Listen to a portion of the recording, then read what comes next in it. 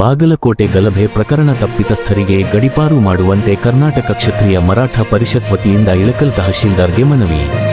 ದಿನಾಂಕ 19/2/2026 ರಂದು ಬಾಗಲಕೋಟೆ ಪಟ್ಟಣದಲ್ಲಿ ಶ್ರೀ ಛತ್ರಪತಿ ಶಿವಾಜಿ ಮಹಾರಾಜರ ಭಾವಚಿತ್ರ ಮೆರವಣಿಗೆ ಸಮಯದಲ್ಲಿ ಚಪ್ಪಲಿ ಹಾಗೂ ಕಲ್ಲುಗಳನ್ನು ಎಸೆದು ಗಲಭೆ ಸೃಷ್ಟಿಸಿದ ಎಲ್ಲ ಆರೋಪಿಗಳನ್ನು ಬಂಧಿಸಿ ಕೂಡಲೇ ಅವರನ್ನು ಗಡೀಪಾರು ಮಾಡುವಂತೆ ಕರ್ನಾಟಕ ಕ್ಷತ್ರಿಯ ಮರಾಠ ಪರಿಷತ್ ಬೆಂಗಳೂರು ತಾಲೂಕಾ ಘಟಕ ಇಳಕಲ್ ಹುನಗುಂದ್ ವತಿಯಿಂದ ಇಳಕಲ್ ತಾಲೂಕಾ ತಹಸೀಲ್ದಾರ್ ಅಮರೇಶ ಪಮ್ಮಾರ ಅವರಿಗೆ ಮನವಿ ಪತ್ರ ಸಲ್ಲಿಸಿದರು.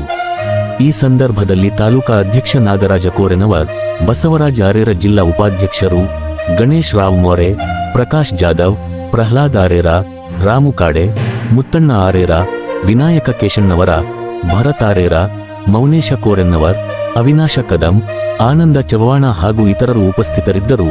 ವರದಿಗಾರರು ಶರಣಗೌಡ ಕಂದಕೂರ.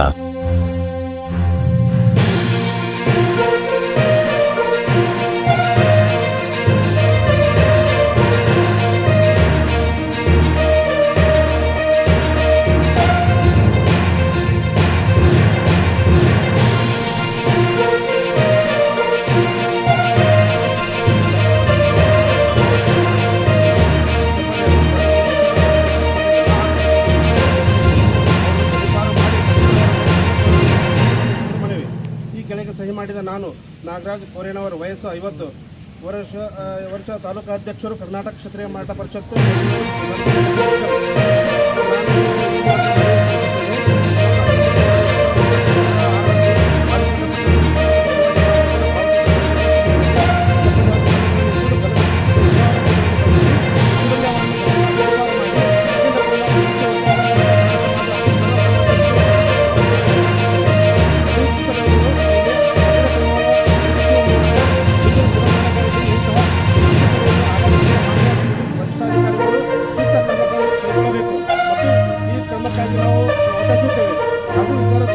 ಗಡೀಪಾರು ಮಾಡಬೇಕಾಗಿ ನಮ್ಮನ್ನು ವಿನಂತಿಸಿಕೊಳ್ತೇವೆ.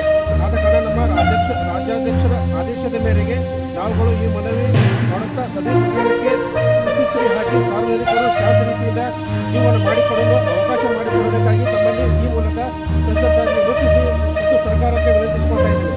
ಪತ್ರಿಕಾ ಮುಖಾಂತರ ನಾವು ಈ ಮನವಿ ಪತ್ರವನ್ನು ಸಲ್ಲಿಸುತ್ತೇವೆ.